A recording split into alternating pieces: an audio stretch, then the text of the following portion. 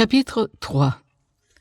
Voici déjà, bien-aimés, la seconde lettre que je vous écris.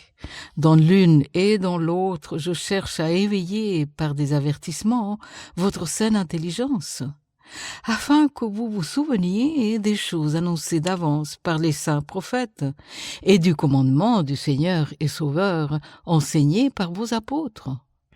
Sachez avant tout que dans les derniers jours, il viendra des moqueurs avec leurs railleries et marchant selon leur propre convoitise.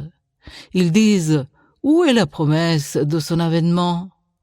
Car depuis que les pères sont morts, tout demeure comme dès le commencement de la création. Ils veulent ignorer, en effet, que des cieux existèrent autrefois par la parole de Dieu, ainsi qu'une terre tirée de l'eau et formée au moyen de l'eau, et que par ces choses, le monde d'alors périt, submergé par l'eau. Mais par la même parole, les cieux et la terre d'à présent sont gardés et réservés pour le feu, pour le jour du jugement et de la ruine des hommes impies. Mais il est une chose, bien-aimés, que vous ne devez pas ignorer, c'est que, devant le Seigneur, un jour est comme 1000 ans, et 1000 ans sont comme un jour. Le Seigneur ne tarde pas dans l'accomplissement de la promesse, comme quelques-uns le croient, mais il use de patience envers vous, ne voulant pas qu'aucun périsse, mais voulant que tous arrivent à la repentance.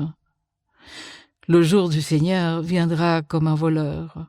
En ce jour, les cieux passeront avec fracas, les éléments embrasés se dissoudront, et la terre, avec les œuvres qu'elle renferme, sera consumée. Puisque tout cela est en voie de dissolution, combien votre conduite et votre piété doivent être saintes. Attendez et hâtez l'avènement du jour de Dieu, jour à cause duquel les cieux enflammés se dissoudront et les éléments embrasés se fondront.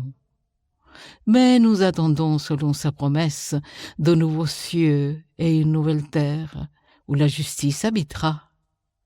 C'est pourquoi, bien-aimés, en attendant ces choses, appliquez-vous à être trouvés par lui sans tache et irréprochables dans la paix.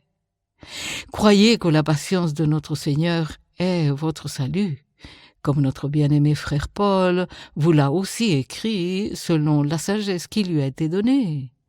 C'est ce qu'il fait dans toutes les lettres, où il parle de ces choses, dans lesquelles il y a des points difficiles à comprendre, dont les personnes ignorantes et mal affermies tordent le sens, comme celui des autres Écritures, pour leur propre ruine.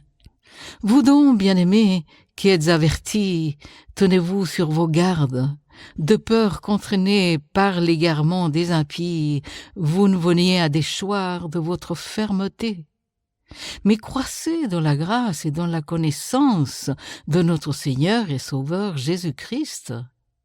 À lui soit la gloire, maintenant et pour l'éternité. Amen.